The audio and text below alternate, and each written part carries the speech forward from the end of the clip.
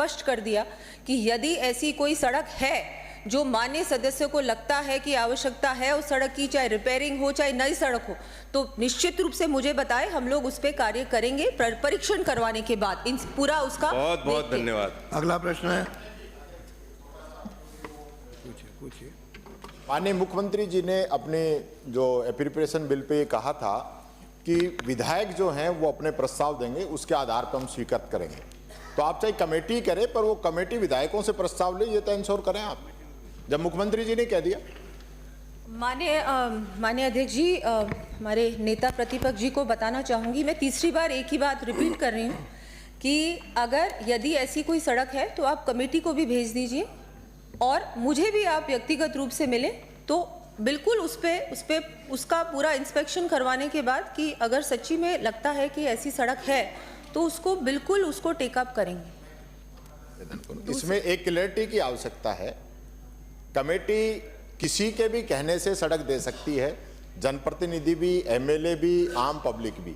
एक नंबर बात ये हो रही है, आप अपने क्वेश्चन के जवाब में जो आश्वासन दे रही है वो आप डायरेक्ट दे सकते हैं, वो एक माननीय सदस्य की बात होगी।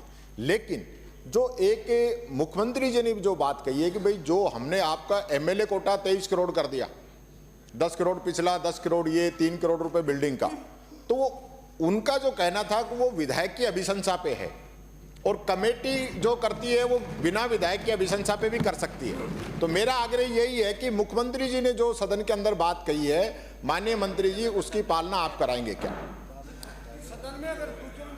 मैं जब आपको बहुत आश्वासन क्लियरली दे ही रही हूँ कि जैसा मुख्यमंत्री जी ने भी बजट रिप्लाई में कहा कि अगर विधायक की अनुशंसा पे हम लोग काम करेंगे, और ये उनकी भी ऐसा नहीं है कि ये जो कमेटी है ये सभी की अनुशंसा लेगी, जाके वास्तविक स्थिति भी देखेगी, उसकी जांच भी करेगी। उसके बाद जो भी प्रपोजल्स आएंगे वो प्राथमिकता से हम लोग देखेंगे कौन सी पहले लेनी है कौन सी बाद में, लेकिन डेफिनेटली वो सारी सड़कें रिपेयर करनी है ना।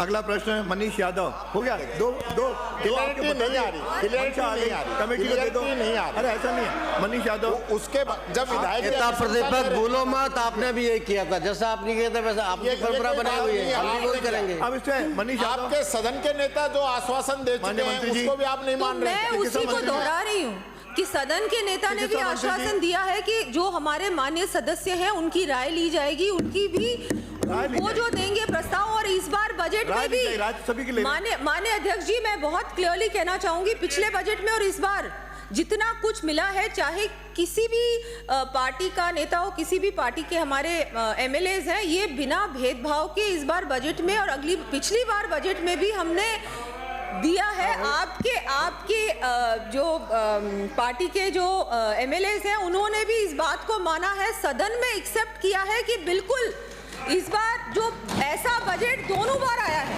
जो इससे पहले कभी नहीं आया, और जो पिछली सरकार में हुआ है वो हम होने नहीं देंगे, क्योंकि उस समय भी पता है यही कमेटी, ऐसी ही कमेटी बनी थी, किसी भी हमारे एमएलएज को नहीं पूछा गया था उस समय। मनीष यादव, माननीय मंत्री जी। प्रश्न संख्या 447